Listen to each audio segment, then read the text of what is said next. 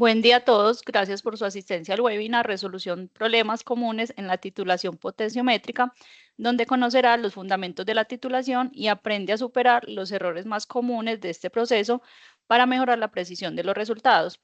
Mi nombre es Carla Restrepo, soy la coordinadora comercial de Polco y estamos muy contentos de compartir con ustedes nuestro conocimiento y experiencia en este campo. En Polco llevamos más de 53 años siendo líderes en la importación de equipos de laboratorio químico de alta calidad. Gracias por acompañarnos y esperamos que se encuentren en esta sesión información muy útil para sus labores diarias en el laboratorio. Le doy la bienvenida a nuestro especialista de la marca Metron, Juan Felipe González. Muchas gracias, Carla. Bueno, buenos días. Muchas gracias a todos por su participación. Espero que este webinar resulte bastante interesante para sus aplicaciones, para su laboratorio y para comprender un poquito más sobre la parte de la titulación potenciométrica en general y algunos problemas que pueden llegar a ocurrir en el laboratorio y que recuerden que pueden llegar a pasar inclusive antes de apretar un botón. Entonces, les voy a hablar un poco sobre Polco. ¿Quién es Polco? Polco es una compañía apasionada por la innovación y el desarrollo científico. Desde su fundación en 1970, brindamos soluciones tecnológicas exclusivas, confiables y eficientes para análisis químico aplicable en el proceso de control de calidad, producción, investigación y desarrollo. Dentro del webinar, el fabricante que nosotros representamos de forma exclusiva desde su fundación es la marca Metron. Metron es uno de los fabricantes más confiables en el mundo de instrumentos de alta precisión para análisis químico. Fue fundada en 1943 por Berthold Sonner en Herisau, Suiza. Entonces, Metron se ha convertido en una compañía que tiene presencia a nivel mundial en más de 80 países a través de 37 filiales propias y numerosos distribuidores exclusivos, como Leo es el caso de Metron. Entonces, aquí pueden ver más o menos un panorama general de la presencia de Metron en el mundo. Y recordando sobre la calidad que tienen los equipos Metron. Es de los pocos fabricantes que se permite dar 3 años de garantía por defectos de fabricación en sus equipos. Y bueno, para nuestra charla vamos a hablar entonces de estos problemas comunes que pueden llegar a resultar en la titulación potenciométrica. Recordando que la parte de las dudas, inquietudes, consultas pueden escribirlas en nuestro chat y al final de la charla pues tomaremos un espacio para discutir sobre ellas. Nuestro contenido nos vamos entonces a enfocar específicamente en la descripción de la técnica, en la selección del sensor apropiado, el sistema de titulación ideal para las aplicaciones que ustedes tengan, algunas normativas aplicables en el laboratorio que puede llegar a ser útil para el tema de buenas prácticas de laboratorio y específicamente las resoluciones de esos problemas que podemos llegar a evidenciar en nuestro día a día. Entonces, ¿por qué titular? ¿O qué es titulación? Estamos hablando de que es un método cuantitativo absoluto. A diferencia de otras técnicas como lo es la cromatografía o espectroscopía, la titulación ofrece pues, resultados cuantitativos sin una calibración previa específicamente para la aplicación. Estamos hablando de que sí, en efecto, cuando estaríamos haciendo una titulación ácido-base, podríamos llegar a calibrar el electrodo de pH. No es una calibración en sí mismo de la técnica o de la aplicación. Entonces, para tenerlo muy en cuenta. Es un método universal, lleva la titulación como titulación más de 200 años. Es simple y rentable, puesto que ya vamos luego a ver el setup que nosotros utilizaríamos para efectuar una titulación potenciométrica. Resultados concretos y reproducibles. La reproducibilidad está inferior al 1% y en ciertas aplicaciones puede llegar a ser inferior al 0.3% y es fácil de automatizar. Titulación significa contar. Estamos hablando de que los requisitos para hacer una titulación es que necesitamos una reacción química cuantitativa entre una muestra o un analito y una solución de reactivo o titulante. Debemos conocer la estequiometría de la reacción, puesto que va a jugar un papel fundamental a la hora de hacer un análisis cuantitativo. Bueno, nuestra muestra debe estar completamente soluble en el solvente adecuado y debemos tener un método de indicación adecuado para llevar el curso de la reacción. Con este último punto nos referimos específicamente a, en una titulación de antaño, nosotros este método de indicación estábamos hablando de una solución indicadora, como fenolftaleína, por ejemplo, o como un electrodo apropiado para poder hacer censar estos cambios de potencial, en este caso. ¿Qué tipos de titulación tenemos? Ácido base medio acuoso, medio no acuoso, titulación complejométrica o quelatometría, que podríamos llegar a censarlo potenciométricamente o fotométricamente. Titulación de precipitación, lo que es argentometría, por ejemplo, cloruros, tensoactivos, entre otras.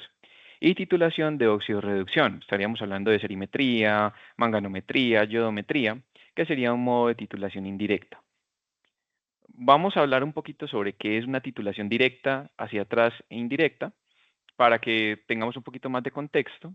Estaríamos hablando de que una titulación directa es que nosotros vamos a tener un beaker con nuestro analito.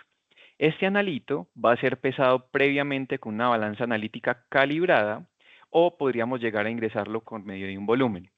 Entonces ustedes me podrían decir cuál de las dos técnicas o cuál de los dos procedimientos para el analito es mejor. No hay un punto específico como para decir cuál es mejor que otra, pero lo que sí puedo llegarles a decir es que una adición del analito por medio del peso en una balanza analítica calibrada tiende a ser muchísimo mejor, más preciso. Entonces vamos a tener nuestro analito y vamos a agregar nuestro reactivo titulante con una concentración conocida. Lo que va a pasar es que a medida que nuestro titulante se va adicionando a nuestro analito, va a haber una reacción, vamos a ver una interacción entre este par de compuestos hasta llegar a un punto de equivalencia. La forma de nosotros garantizar que todo ese analito ha sido consumido por el reactivo titulante es un poco de exceso de este reactivo para tener pues como nuestra variación final. La determinación de ese punto de equivalencia lo podríamos llegar a hacer con el método de indicación adecuado, es decir, o por una solución, como lo hablamos, cambio de color o por medio del electrodo idóneo para dicha aplicación. Ahora, hablando de la titulación indirecta, nosotros vamos a tener nuestro analito, pero en este caso, lo que nosotros vamos a hacer es que vamos a añadir un volumen conocido de un reactivo B para que se efectúe una reacción cuantitativa. Lo que va a pasar es que nuestro analito, junto con este reactivo, van a producir un compuesto C y este compuesto de reacción C luego es titulado. Por ejemplo, un ejemplo es los iones bivalentes de cobre que se van a titular por medio de una solución de yoduro para luego tener entonces una especie de yodo. Este yodo posteriormente va a ser titulado con tiosulfato de sodio y de esta forma nosotros podríamos dar cuenta más o menos de cuál es la concentración de esto de cobre específicamente. Otro tipo de titulación muy conocida es la titulación hacia atrás y a diferencia de la anterior es que, bueno, nosotros tenemos nuestro analito, vamos a agregar un volumen conocido a nuestro reactivo B, se va a producir una reacción, pero lo que nosotros necesitamos en este caso es titular el exceso de este reactivo B para tener entonces la cuantificación. Un caso de estos es la determinación de aluminio, puesto que no existe un electrodo selectivo específicamente de aluminio.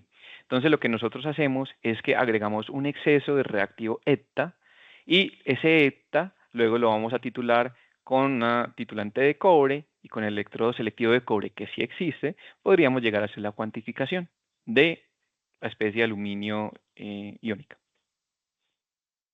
Bueno, calculando los resultados. Los cálculos resultados tenemos las siguientes variables involucradas. Lo primero es el tamaño de la muestra. Como bien les decía al principio, puede ser un volumen conocido o un peso de muestra. Luego tendremos involucradas la concentración de nuestro reactivo titulante. Es muy importante tener en consideración la unidad de medida. Pueden ser molaridad, normalidad, gramo, litro, etcétera, puesto que este va a jugar un papel importante a la hora de nosotros llegar a hacer una adecuación de unidades de medida. Tenemos un título que es el factor de corrección de nuestro titulante, en esta parte de la titulación potenciométrica es adimensional y luego les explicaré un poquito más en qué consiste ese factor de corrección. Tenemos un consumo de titulante que es para encontrar este punto de equivalencia en mililitros, puesto que nuestras unidades vamos a ver que manejamos ciertos volúmenes, pero en mililitros. Y tenemos el factor estequiométrico de la reacción, que va a depender más o menos específicamente de lo que tenemos enfrente. Tenemos dos ejemplos. Por ejemplo, es una titulación ácido-base donde tenemos una soda, hidróxido de sodio, titulado con ácido clorhídrico, y vemos que la relación estequiométrica es 1 a 1. Pero si tuviéramos otro tipo de reacción, por ejemplo, con permanganato y con una solución de hierro, aquí entonces esta relación, es decir, esta variación de valencia, lo que es el manganeso y el hierro, tenemos otro tipo de proporcionalidad que va a ser utilizado como factor estequiométrico en nuestra fórmula de cálculo. Un ejemplo lo vamos a ver un poco más adelante. Les voy a explicar qué es el tema del título. La determinación del título es la concentración real de nuestro reactivo titulante. A pesar de que ustedes consigan un reactivo recién comprado de un fabricante conocido, con la concentración que está referenciada en el rótulo, este reactivo puede llegar a degradarse en el tiempo. Pueden ser un tema de un envejecimiento de este reactivo titulante por un consumo de CO2 del ambiente, por ejemplo, para el caso del hidróxido de sodio y el hidróxido de potasio, o una degradación debido a la luz, como lo que es el yodo y el permanganato de potasio. Entonces, este título es este coeficiente entre la concentración real, que es la que tenemos reportada por el proveedor o lo que se haya preparado en el laboratorio, versus la concentración teórica. Entonces, real sobre teórica. ¿Cómo podríamos llegar a nosotros a garantizar o evitar que se degrade nuestro título en el tiempo? Es un monitoreo continuo del titulante, es decir, hacer pruebas, hacer como una estandarización.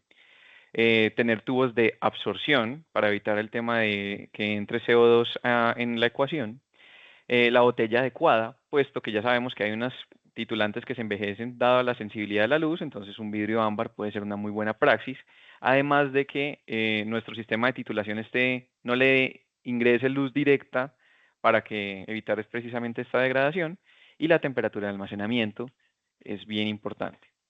Entonces, la ecuación, el cálculo de toda titulación potenciométrica luce como lo que estamos mostrando en pantalla. Aquí tiene que ver el volumen del punto de equilibrio, la concentración del titulante con las unidades, con la corrección de unidades apropiada, el título, que es un factor adimensional, y un factor estequiométrico que también es adimensional, que depende de la quimiometría, perdón, la estequiometría de la reacción, perdón, y el tamaño de la muestra, que está dado siempre por el tema del volumen o el peso de muestra. Importante la selección del sensor. Nosotros podríamos llegar a utilizar titulaciones por cambio de color utilizando pues, indicadores. Este es el caso bastante interesante y puntual para analizar y es cómo llegaría a virar la fenoftaleína. Entonces, cuando estamos trabajando, por ejemplo, con ácido acético, nosotros podemos ver un comportamiento de la gráfica que es incolora la solución hasta 8,2. Si el pH llega hasta antes de 8,2, es incolora y de ahí en adelante podríamos entonces tener un cambio a rosado como lo conocemos normalmente. El ácido clorhídrico tiene el mismo comportamiento porque la fenoftaleína siempre va a virar a 8,2. Pero ¿qué pasa si nosotros tenemos una mezcla de ácidos? En ese caso, nosotros podemos llegar a mirar que al principio, mientras está el pH ácido y estamos adicionando nuestro hidróxido de sodio, vamos a tener un comportamiento como el que estamos viendo al principio, donde está el verdecito. Entonces acá es el comportamiento que obedece a el ácido clorhídrico. Y luego estaría el otro comportamiento debido a el ácido acético. Entonces, ¿qué sucede? En una titulación por cambio de color con un indicador tradicional como la fenoftaleína para esta mezcla de ácidos, no podríamos ver esta distinción o mezcla de ácidos, puesto que el indicador no va a llegar a virar sino hasta que llegamos a un pH de 8,2. Otro ejemplo es el rojo de metilo, que es otro indicador que tiene un comportamiento dependiendo del pH en el que esté la muestra. Entonces, ¿cuáles son las alternativas, ventajas y desventajas de esta forma de hacer la determinación? Es que las titulaciones por cambio de color son rápidas, pero altamente dependientes de las habilidades manuales y del ojo calibrado que tenga el analista. Entonces, tienden a no ser tan reproducibles. Es por eso que Metrom tiene dentro de su portafolio para estas metodologías que están muy arraigadas con un indicador, un sensor óptico que tiene hasta 8 longitudes de onda. Entonces nosotros podríamos llegar a programar la longitud de onda en la que va a virar mi indicador, que pueden ser muchísimos, y lo que es la ventaja de esta metodología o de este sensor es que convierte esos cambios de color en una señal eléctrica y nosotros no vamos a depender ahí de un ojo o de una persona que está haciendo el análisis, sino que esta señal eléctrica me va a permitir hacer una cuantificación y encontrar un punto de equivalencia, ese viraje, mucho más preciso y reproducible. Tenemos otros métodos de indicación, o sea, de cómo llegar a medir la titulación. En la parte de potenciométrica tenemos un electrodo selectivo, podemos hacer una medida directa del analito y las técnicas comunes, estamos hablando que son pH, precipitación, redox complejiometría, tenemos una gráfica de como la estamos viendo acá en el fondo. Podríamos tener otro tipo de sensor, que es uno de conductividad, y podríamos tener titulaciones de precipitación. No es tan común y existen aplicaciones bastante particulares, como lo es en el sector de alimentos, específicamente en el de cerveza, para leer la parte de los lúpulos. Esto es una aplicación bastante particular. Y tendríamos una determinación un poco más universal, que es basada en la entalpía. En este caso, nuestro sensor sería un termistor o un sensor de temperatura mucho más sensible, donde nosotros vamos a poder llegar a mirar esos cambios de temperatura a medida que nosotros adicionamos un reactivo titulante. Aquí no sería entonces potencial, sino temperatura, y ustedes saben que existe la forma de hacer una titulación. Toda titulación es o endotérmica o exotérmica, y eso es lo que estaríamos midiendo acá con este tipo de sensor. Pero se sale un poquito pues del tema. En cuestión de selección del sensor apropiado, hay una regla de dedo o una regla, digamos, implementada que un buen sensor debería sensar un cambio de potencial alrededor de un salto de 70 milivoltios a medida que estoy haciendo los análisis. Eso es a nivel general. Existen aplicaciones bastante específicas al respecto, pero en términos generales, nosotros necesitamos que el sensor pues, sea apropiado a la matriz que estamos analizando. Tenemos un amplio catálogo de sensores que nos va a permitir hacer como esta elección apropiada.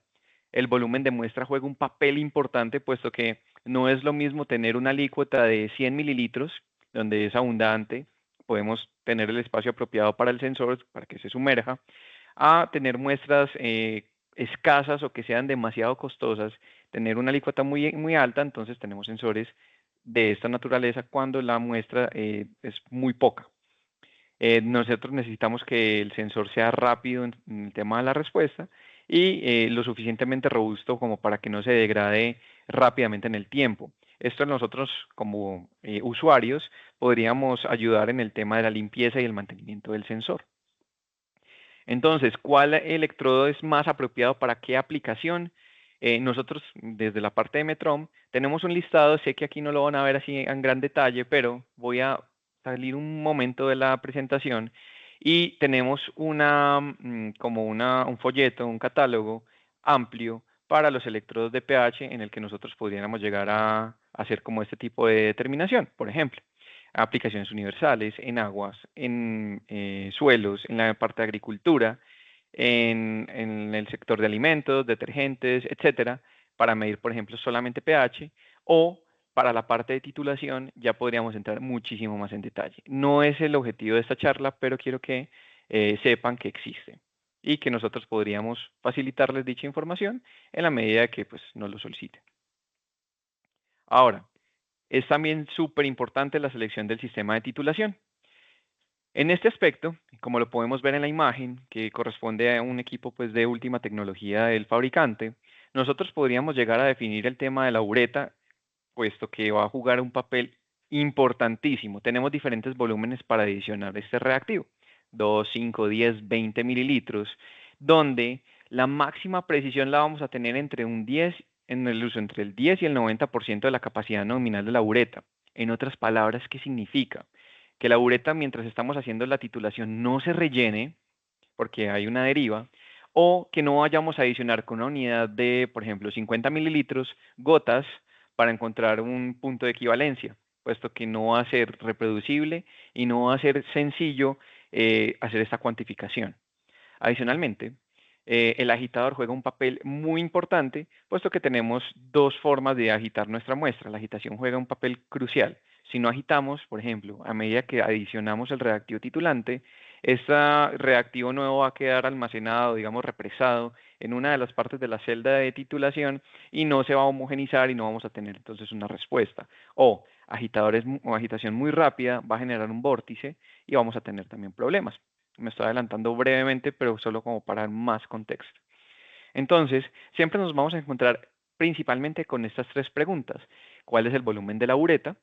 Porque entonces necesito saber más o menos, muy a grosso modo, cuánto me estaría consumiendo de reactivo titulante para elegir la bureta apropiada. ¿Cuál es el tamaño de la muestra? Esto es una limitación de solubilidad, del beaker, de la pipeta, si lo puedo llegar a alcanzar con una micropipeta. Y la balanza, porque a veces entonces no utilizamos una adición de volumen, sino un peso. Entonces manejar pesos muy pequeños tiende a ser un reto cuando no tenemos una balanza analítica o pues un poco más avanzado para el tema de la cuantificación.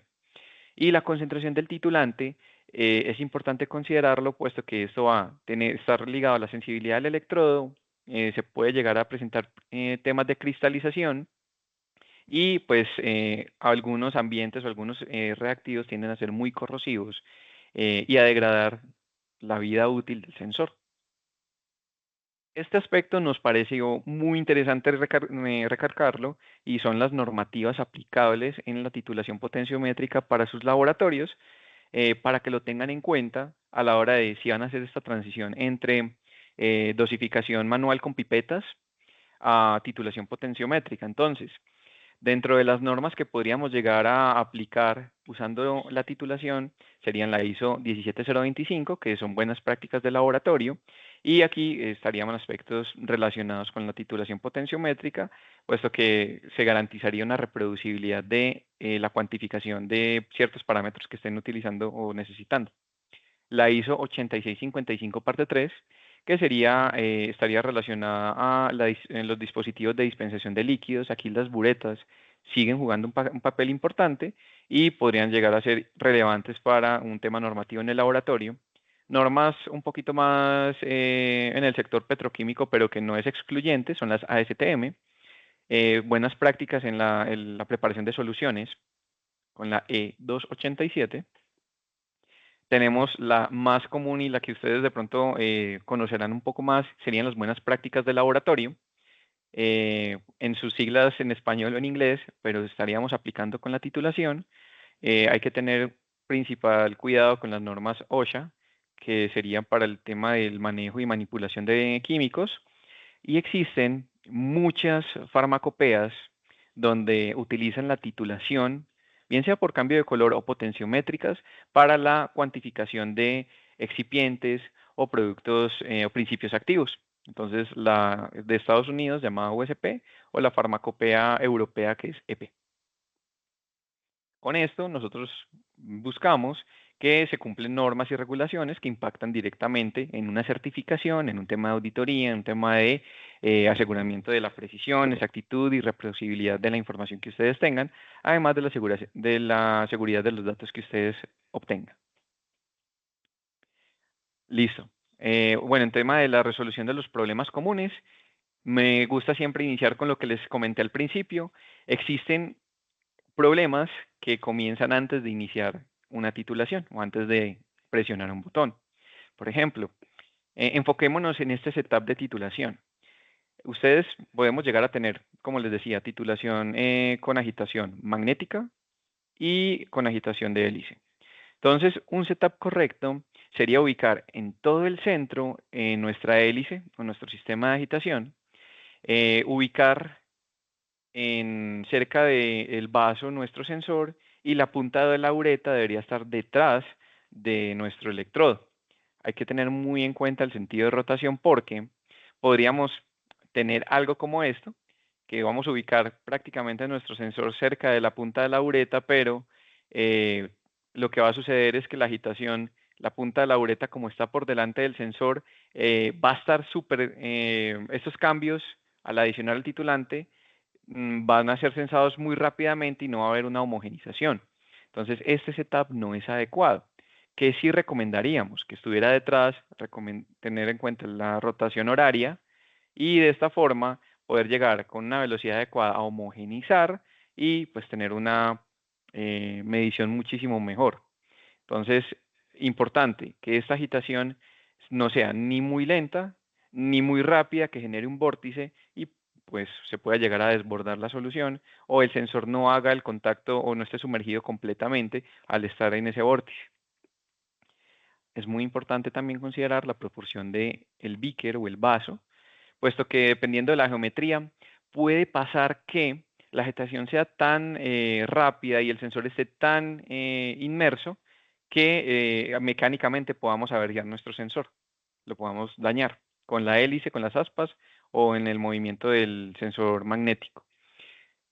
Es muy importante la preparación del electrodo. Existen electrodos que tienen diferentes tipos de diafragma, que tienen electrolito interno, porque son electrodos combinados, hablando muy propiamente de electrodos de pH.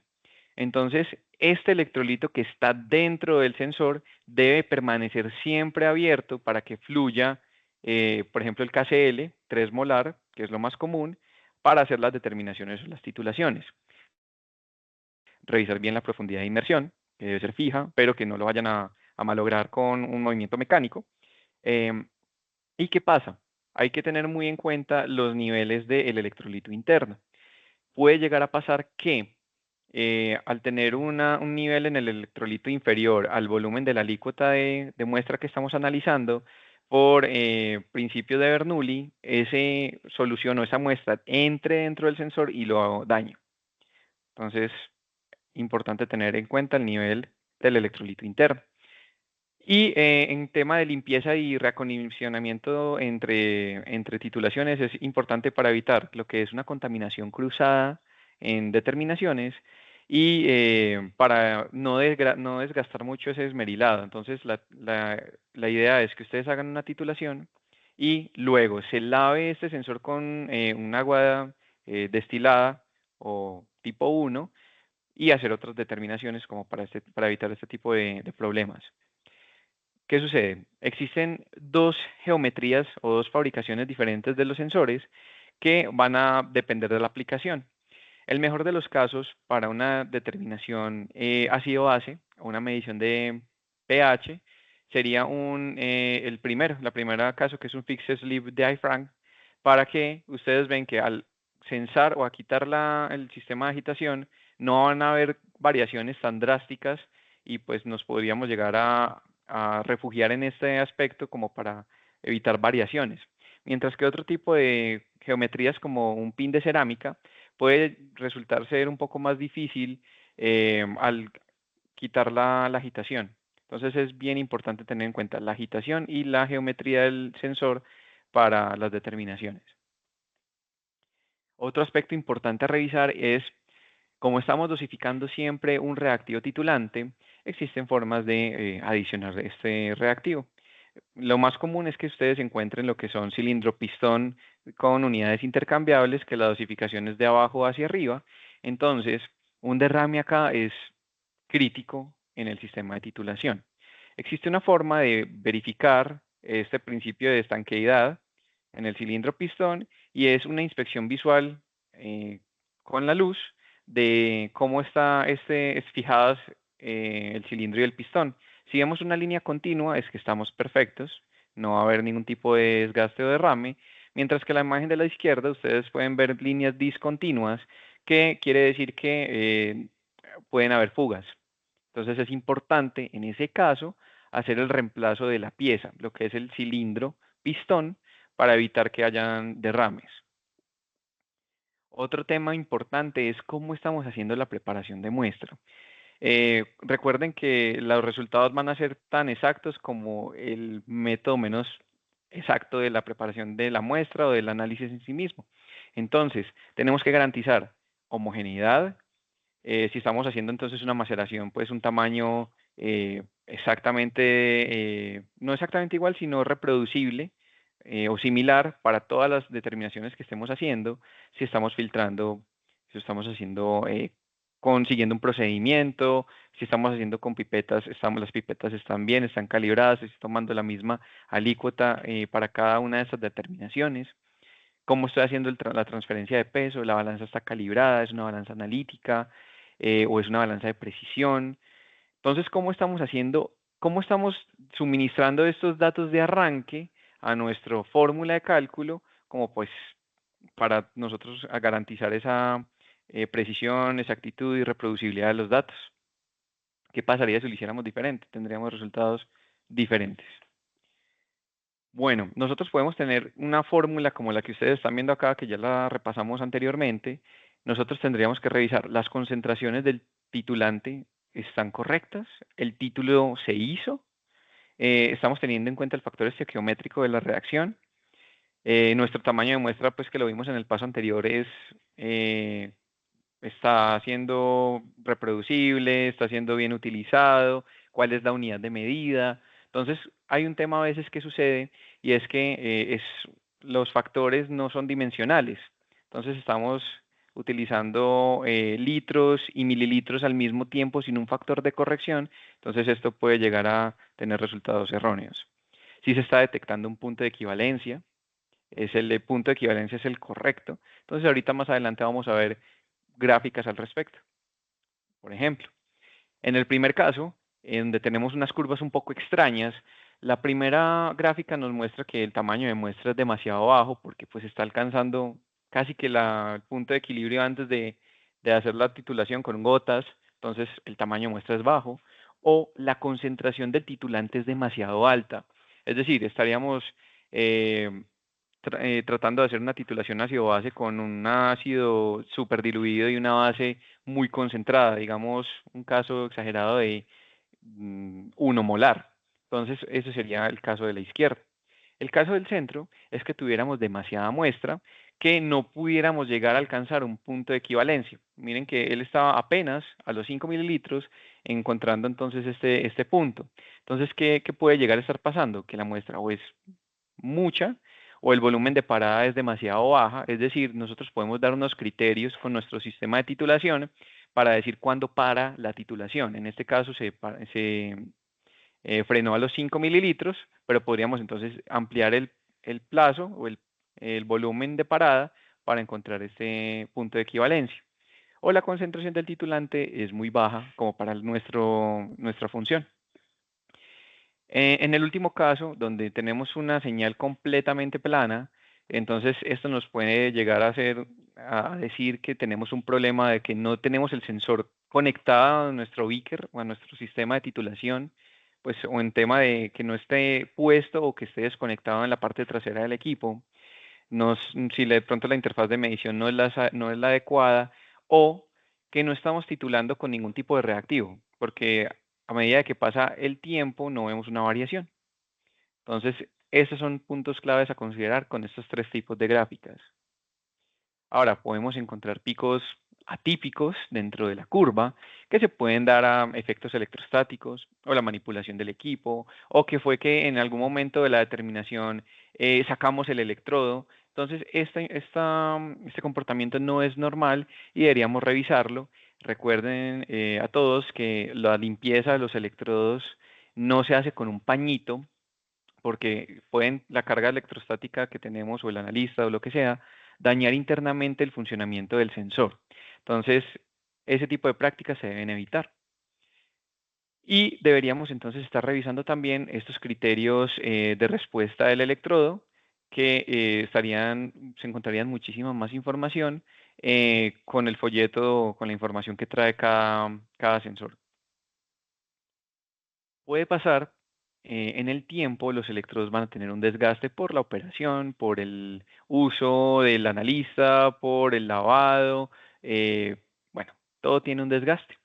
Entonces, no siempre vamos a encontrar una misma curva y no vamos a tener pues el mismo criterio. Lo único que tendríamos que garantizar, como lo que estamos viendo acá, es que la señal, la señal de respuesta sean lo suficientemente rápidas para seguir la titulación. Lo que podríamos mirar es que en el tiempo, si hacemos una una superposición de curvas, no van a ser exactamente igual y esto nos puede dar indicios de que el electrodo, que es un consumible, debe ser cambiado o sustituido. Entonces, esto es lo que nosotros podemos llegar a ver con el envejecimiento de los electrodos. Cuando tenemos curvas un poquito más planas, tendríamos que revisar la velocidad de la dosificación. Podemos llegar a, ustedes como dato adicional, en la parte de la titulación potenciométrica tenemos tres tipos de sistemas de titulación, o de modos de titulación más bien, que es una titulación dinámica, que es cuando nosotros estamos dosificando un volumen, no es siempre es el mismo, sino que a medida que vemos un cambio en el electrodo, pues se va a dosificar menos volumen, hasta llegar a dosificar menos cantidades de volumen de reactivo titulante en el punto de equivalencia para tener resultados muchísimo más precisos. Entonces, podríamos cambiar o pensar en cambiar en el modo de ese tipo de funcionamiento a un modo de punto final, que simplemente es decir, yo necesito que mi solución llegue a un pH de 4,7, entonces lo que él hace es dosificar una cantidad específica de reactivo titulante y pues no es tan controlada. Entonces podríamos cambiar en los modos de titulación de punto final a dinámica, como para ver cómo sería la respuesta y para dosificar el volumen apropiado a la velocidad apropiada. Podríamos llegar a revisar que el sensor no esté contaminado o que esté sucio, o el tema de la agitación. Entonces, por ejemplo, este es un ejemplo muy particular en la industria petroquímica, que es el número ácido, donde vemos una contaminación del sensor, puesto que el punto de arranque de varias determinaciones son muy distintas y el punto de inflexión no está siguiendo una tendencia normal en cuanto a la forma, en la forma. Entonces acá sabemos que el sensor está contaminado y físicamente o visualmente podemos ver que pues ha tenido un desgaste, o que específicamente las muestras por el principio de Bernoulli entraron directamente al sensor. Pueden deberse a titulaciones consecutivas con una mala limpieza cuando lo tenemos en un autosampler, por ejemplo. Y es crítico cambiar. Se puede enjuagar, se puede tratar de revisar cómo podríamos mejorar estos criterios de respuesta del electrodo, pero lo más probable en este punto es que se deba sustituir el electrodo. O pensar en otro tipo de titulación como titulación termométrica. Es bien interesante esta aplicación, es porque TAN, dependiendo de normas específicas, pueden ser por titulación potenciométrica con este sensor, o podría llegar a darse con una titulación termométrica, como la STM de 8045, solo como por dar un caso que es este caso. Tenemos otro tipo de gráficas con otro comportamiento, que es cuando la solución no es homogénea. Entonces, ¿qué pasa? Supongamos que tenemos un sólido y vamos a adicionar luego un solvente y lo vamos a poner en agitación para luego titular. Si nosotros no le damos el tiempo apropiado de homogenización, podemos tener comportamientos como el que estamos viendo, que empiezan en diferentes momentos y las curvas no tienen la forma que estamos acostumbrados a que tengan. Entonces, habría que revisar, perdón, cómo sería ese volumen inicial, cómo sería este pretratamiento, cuánto tiempo de agitación o de homogenización voy a dar antes de hacer la titulación para evitar tener este tipo de comportamientos. El caso ideal, idóneo, es el verde, el comportamiento verde, donde la curva está bien definida, no vamos a tener cambios abruptos y ese es el comportamiento que nosotros deseamos. Podemos tener burbujas de aire en el cilindro y las mangueras. Entonces vamos a tener un comportamiento como el que estamos viendo, donde hay un pequeño bache que no es deseado. Entonces, este es un resultado erróneo, puede que no encontremos un punto de equivalencia y tengamos que repetir. Entonces, ¿cómo podemos evitar las burbujas de aire en nuestro sistema? Primero, desgasificando el titulante. Lo segundo es que físicamente ustedes pueden ver el cilindro pistón, que no se visualicen estas burbujas dentro del sistema. Siempre hay un modo de acondicionamiento del cilindro pistón, tanto en unidades intercambiables como en otro sistema de dosificación, entonces es muy importante hacerlo. Tendríamos que garantizar un recambio regular de pistones y cilindros, puesto que hay soluciones o reactivos muy corrosivos, como es la parte del hidróxido de sodio, o que pueden presentarse cristalización, pues como la parte del yodo o permanganato de potasio. Entonces hay que hacerle un mantenimiento preventivo a estas unidades. Podemos tener otra alternativa con Metrom, que sería utilizar una dosificación hacia abajo, como lo es el dosino, que el motor estaría ubicado en la parte de arriba y la dosificación es de arriba hacia abajo, para que las burbujas, en caso de que las hubiese, quedaran ubicadas en la parte de arriba del pistón. Entonces es una alternativa. Y ya para ir finalizando, ¿cómo podemos optimizar una titulación? Primero, pues tengamos el volumen de solvente requerido para inmersión completa del electrodo. Esta cantidad de solvente no influye en el resultado, es solamente para un tema de medición de potencial del electrodo en muchos de los casos. Evite vasos muy grandes, existen vasos acondicionados para la aplicación, como el que estamos viendo en la pantalla. Reducir el consumo de solventes, y los electrodos son apropiados, hay electrodos apropiados para cada tipo de titulación, específicamente muy desarrollados en la titulación en base acuosa. Entonces, conclusiones. Comprobemos el hardware de titulación y la configuración con frecuencia. Revisemos los reactivos también. La preparación de muestra es crucial y es el resultado, es el input que nosotros ponemos que pues nosotros podemos controlar más y pues idealmente es mucho más preciso pesar que ingresar un volumen, pero a veces no es posible. Los parámetros de titulación deben ajustarse a la condición del sensor, el tema de homogenización, velocidad de agitación, la velocidad de dosificación, en fin. La limpieza del electrodo debería ser mandatorio en una SOP y pues debería hacerse con mucha frecuencia. Y una sola titulación a veces no siempre demuestra el problema, sino que habría que hacer por duplicado, por triplicado para garantizar de que es un error, digamos, reproducible y poderlo detectar mucho más fácilmente. En la mayoría de los casos, la valoración en sí misma no es el problema, sino son todos estos pasos que les dimos. No sé si tengan algunas preguntas sobre la charla. Muchísimas gracias por su atención y permanencia. Mis compañeros estarán revisando si existen preguntas en el chat o si no, pues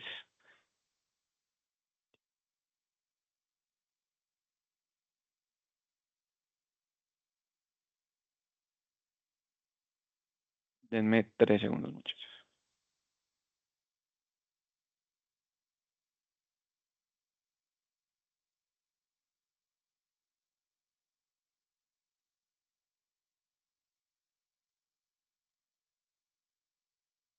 Listo, muchísimas gracias a todos. ¿Hay alguna pregunta que quieran que sea resuelta? Veo acá una. Diferencia entre solución interna de electrolito y solución de almacenamiento.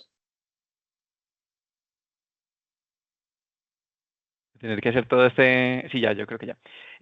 Bueno, la diferencia radica en que el electrolito es una solución que nos va a permitir el buen funcionamiento, por ejemplo, de un electrodo combinado, como un electrodo de pH combinado, o un electrodo, por ejemplo, de precipitación que utiliza un electrolito interno para su funcionamiento. Entonces, este nos va a favorecer el medir el potencial en milivoltios de la reacción. Mientras que una solución de almacenamiento es una solución que nosotros utilizaríamos externa, es decir, en el carcaj del electrodo o en el tubito plástico, para proteger el esmerilado. No cumple una función en sí mismo en la titulación, sino que nos va a permitir prolongar la vida útil del electrodo, combinado con el tema de un buen lavado con agua y pues en el almacenamiento en sí mismo. Listo. La grabación sí será enviado al correo con el cual se registraron. Hay otra pregunta. ¿Qué tan aconsejable es dejar los electrodos sumergidos en alguna solución o agua destilada cuando estos no están en uso? Bueno, depende del sensor. Estamos hablando de que existen sensores, por ejemplo, o electrodos propiamente para titulaciones de oxidorreducción que no son combinados. Entonces es un electrodo de platino, con punta de platino, y no necesita ser almacenado sino en agua destilada. Entonces hay dentro del manual como del sensor, les hacen una recomendación de cómo es su almacenamiento. Entonces por ejemplo, hablando de un electrodo metálico. Para los electrodos de pH, sí se recomienda mucho que se almacene o en una solución de conservación que es muy similar al em, cloruro de potasio, 3 molar, pero sin el potasio. Es una combinación diferente que tiene el fabricante. se recomienda muchísimo que se haga en la solución de conservación. En el caso de que no se pueda obtener esta solución, se recomienda que se almacene en el electrolito mismo. ¿Esto qué nos va a ayudar? Que la respuesta del electrodo, una vez se hagan otros análisis posteriores luego, la respuesta sea bien rápida.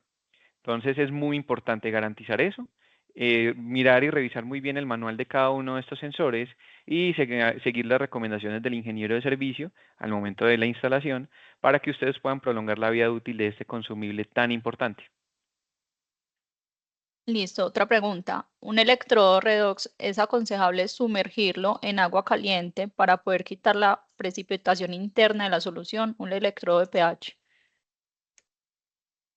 Bueno, en el electrodo redox hay dos tipos de electrodo redox. Entonces el de platino sin electrolito y el de anillo combinado de platino que tiene un electrolito de funcionamiento que es KCl. Entonces existen boletines de aplicación del fabricante donde nos dan la información de cómo, digamos, activar esta superficie o en esta oxidorreducción se puede llegar a producir una capa pasivante. El agua caliente puede llegar a ser una alternativa, pero nos gustaría más fácil, en caso tal de que tengan esa inquietud en particular, compartirles el boletín de aplicación de este tipo de sensores metálicos para darle unas muy buenas recomendaciones. De momento, no te sabría decir si es la mejor de las praxis. Entonces, con el boletín de aplicación te podríamos dar toda la certeza. Con respecto al electro de pH, normalmente no vas a tener este problema y lo único que necesitarías para cambiar entre una titulación a otra o en la medición de pH a otra sería utilizar agua destilada, muy bien, abundante, en otro vaso externo. No lo vas a secar con un pañito, sino que haces que en el beaker o en el vaso quede la última gotica y luego entonces hacer la determinación y cuando ya lo vayas a almacenar, lavarlo muy bien y ponerlo en el carcaj con la solución de conservación y cerrar el tapón de KCl donde fluye el electrolito porque si lo dejas abierto se va a cristalizar el KCl dentro del sensor y no es muy recomendable. Listo. ¿Cuánto tiempo se debe esperar para usar el electrodo después de realizar el cambio o recarga de su solución interna? Listo, se puede utilizar inmediatamente. ¿Qué tendríamos que asegurarnos en el recambio? Es que pues esté con el nivel apropiado para hacer una medición, es decir, que no vaya a quedar con un nivel bajo respecto al analito o la muestra de interés, porque como lo vimos en la charla, por medio del principio de Bernoulli, esa muestra puede ingresar al electrodo y lo puede dañar. Entonces no hay como un gap o un tiempo de espera. Lo que se podría hacer y lo recomendable sería la calibración del sensor. Entonces, esto no se los mencioné, pero la frecuencia de calibración del electrodo de pH es bien importante. Si van a hacer mediciones continuas, entonces diariamente se recomendaría hacer esta verificación con al menos 3 soluciones tampón, por ejemplo, pH 4, 7 y 9. Entonces, em, es importante en ese caso revisar lo que es la pendiente del pH simétrico, que cumplan con las condiciones de buen funcionamiento del electrodo, y en este caso que estás haciendo el recambio del electrolito para un electrodo de pH, la recomendación sería siempre entonces sustituirlo y proceder a una calibración con estas buffers. Listo. ¿Existe un tiempo de vida útil en estos sensores? Es la pregunta más difícil de contestar porque, si bien es cierto, son consumibles del sistema de titulación o medición de pH, no hay una vida útil establecida para este tipo de sensores porque va a depender mucho del cuidado y el manejo del analista. Como ustedes pueden tener un electrodo nuevo, abrirlo y golpearlo, entonces ya hasta ahí duró. Como pueden tener sensores que vayan a durar mucho en el tiempo, tenemos experiencias que datan de que pueden llegar a durar 2 años, pero siguiendo absolutamente todas las recomendaciones de nuestro ingeniero y del fabricante, como para prolongar la vida útil de este consumible tan preciado, específicamente en el electrodo de pH. Para electrodos metálicos depende del uso y de la limpieza, entonces no te tengo un valor exacto, pero mínimamente, normalmente, 6 meses es lo garantizado de funcionamiento como tal estándar. Listo. Otra pregunta es, comparativamente con los electrodos potenciométricos, ¿qué límites de detección usan los electrodos fotométricos o termométricos? ¿En qué casos aconsejan ustedes usar estos electrodos en lugar de electrodos potenciométricos? Listo. En cuanto a límites de detección, hay que combinar varias cosas que sería el tamaño de la muestra ingresada, la concentración del reactivo titulante, y pues dónde voy a esperar yo encontrar pues como el viraje. Entonces es un juego en el que nosotros tendríamos que empezar a analizar hasta dónde podría yo analizar o cuantificar ciertos parámetros. Normalmente estamos trabajando del orden de ppm hasta porcentaje, normalmente. Ya cuando vamos a buscar ppbs o trazas, creo que no sería como la técnica más idónea para hacerlo, pero solamente depende mucho de la muestra y de los reactivos de todo lo que estamos entonces aquí poniendo en juego. Ahora, para los otros electrodos, como lo son los electrodos termométricos, hay una sensibilidad mayor. Es cuando la titulación potenciométrica falla o cuando hay una ASTM, una norma técnica como tal. Titulaciones termométricas más comúnmente utilizadas son para la determinación de sodio en alimentos o en diferentes matrices, o para la determinación de número ácido para la parte petroquímica. Entonces, hay una sensibilidad del electrodo, del termistor en este caso, pero no me va a garantizar, por ejemplo, ppbs. Entonces habría que revisarlo muy bien dependiendo de la aplicación, porque van a cambiar los reactivos de titulación. Entonces, nosotros en este caso los invitaríamos como a que nos contacten, revisar su aplicación, validar si es viable hacerlo por una titulación termométrica, revisar los reactivos y de ahí, pues, mirar qué es más viable para ustedes en cuanto a niveles de cuantificación, reactivos y sensibilidad.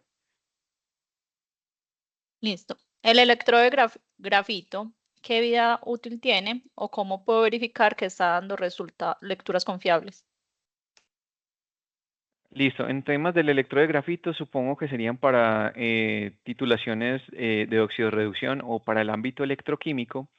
Lo que nosotros podemos hacer con este tipo de sensor es un tema de pulido. Entonces existe una lúmina y un pañito que nos va a permitir, a medida del uso, pues quitar esta capa pasivante, si es como un electrodo de trabajo, para prolongar la vida útil del mismo.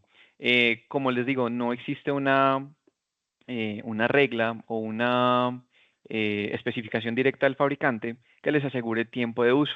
Entonces, no existe como una respuesta exacta para esa consulta como tal. Hay electrodos de anillo de plata que contienen unos cristales internamente. Si estos desaparecen, ¿qué se debe hacer? Bueno, que si de pronto estamos hablando de que se pueden llegar a presentar cristalización por electrolito de KCl, lo que nosotros podríamos hacer es hacer una purga, un lavado interno para eliminar los cristales, pero con el mismo KCl. Es como vaciar todo el electrolito interno, acondicionar, mover ligeramente para remover los cristales de KCl, vaciar y volver entonces a trabajarlo. Si ya estamos hablando de que ya la estructura interna, hablando pues del diseño, de la construcción misma del electrodo, ha variado o ha cambiado, lo que sí nosotros recomendaríamos sería hacer una prueba con una titulación, con una estandarización, por ejemplo, o concentraciones conocidas de la misma técnica, por ejemplo, de cloruros, y revisar cuánto es la cuantificación de lo mismo. Em, Eso sería como una recomendación. En caso de que finalmente no sea posible tener un resultado acorde a lo esperado, sería entonces recomendable hacer la sustitución del electrodo. Entonces, esos cristales que ustedes mencionan, posiblemente, más que del AgCl, serían cristales de cloruro de potasio que se estén formando. Pero tendríamos que revisar muy bien la aplicación y en ese caso siempre podemos llegar a contar con la recomendación experta de nuestros ingenieros de servicio técnico. Listo. En titulaciones de precipitación, el sólido formado va alterando la superficie del sensor. ¿Qué recomienda para disminuir este problema? Listo. Es un tema de ubicar el sensor estratégicamente para evitar que el precipitado se adhiera a las paredes del electrodo y en el boletín de aplicación para electrodos metálicos les podríamos nosotros desde Polco suministrar otras recomendaciones adicionales para prolongar la vida útil del mismo. Listo. Cuento con un electrodo para titulación ácido-base, utilizando el método contenido de ácidos grasos libre. ¿Se debe hacer la titulación en medio acuoso o alcohólico?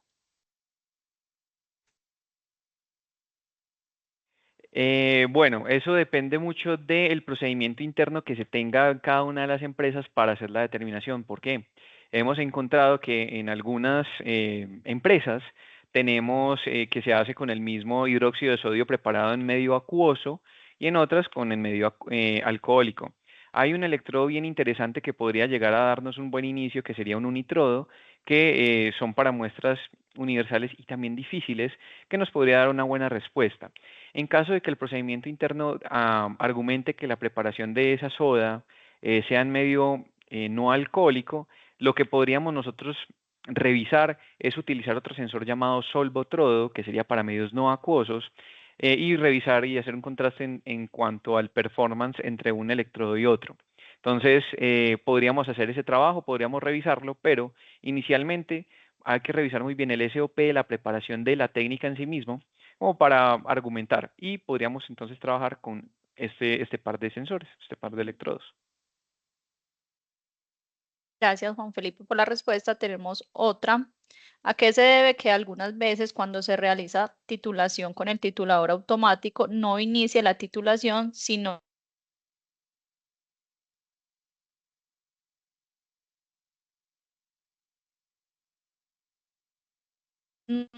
Muchas gracias, Juan Felipe.